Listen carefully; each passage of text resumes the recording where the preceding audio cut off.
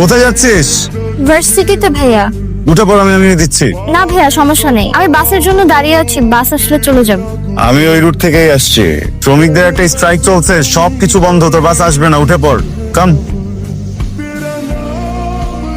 কোন সাবজেক্ট নিয়ে পড়ছিস? লিমি, এই লিমি, কি হয়েছে তোর? ও ভাইয়া, এক্সাম তো, তাই একটু টেনশনে আছে। কি প্রশ্ন করছিলে? তুই কোন সাবজেক্ট নিয়ে পড়ছিস? আমি বিবিএ নিয়ে। BBA, good. অনার্স শেষ করে জব করার ইচ্ছে আছে? হ্যাঁ ভাইয়া, তা তো আছেই। খালাখালুর কি অবস্থা? বাসার সবাই কেমন আছে? সবাই ভালো আছে আলহামদুলিল্লাহ। খালামণি খালাজান কেমন আছে? আলহামদুলিল্লাহ, বাসায় ভালো আছেন। ওদিন বাসায় আসছিলেন না কেন? সবার সাথে দেখা করে যেতে। তো তারাই ছিলাম রে, ওরকম তো পারিনি, বাট এরপর থেকে আসবো। আসসালামু আলাইকুম। কি ব্যাপার এরা? কাল থেকে ফোন ধরছো না, যোগাযোগ করছো না। ভাবিকে বললাম ডিমাসটা যেন আমাকে একটু জানান, উনিও জানালেন না। তোমার তো বোঝা উচিত যে আমি তোমার সাথে কথাই বলতে চাচ্ছি না। সরি। সরি? আমাকে সরি? ওই লোকটাকে তুমি সরি বলো, আমাকে না। জানতাম এটাই বলবে। তমা সাহেব। স্যার। ওয়ালাইকুম আসসালাম।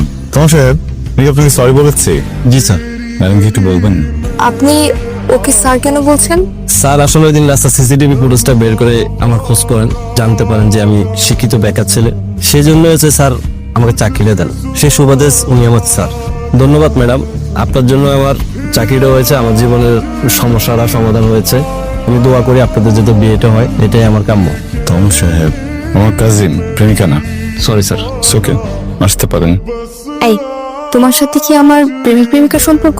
হ্যাঁ, আমি একবার দাবি করেছি। আমি তো বুঝতে পেরেছি, কিন্তু আমি এটাই বুঝি না মানুষ আমাদেরকে কেন এটা ভাবে। ওই যে কেন এটা মনে করে আমি বুঝি না। আমি শান্তি পেলে? ওই লোকটা যেহেতু শান্তি পেয়েছে, আমিও শান্তি পেয়েছি। ধন্যবাদ। ধন্যবাদ কেন? এই যে আমাকে মানানোর জন্য এত কষ্ট করেছো, অনেক পেইন হয়েছে না? অনেক পেন তোর চোখে খেয়েছে,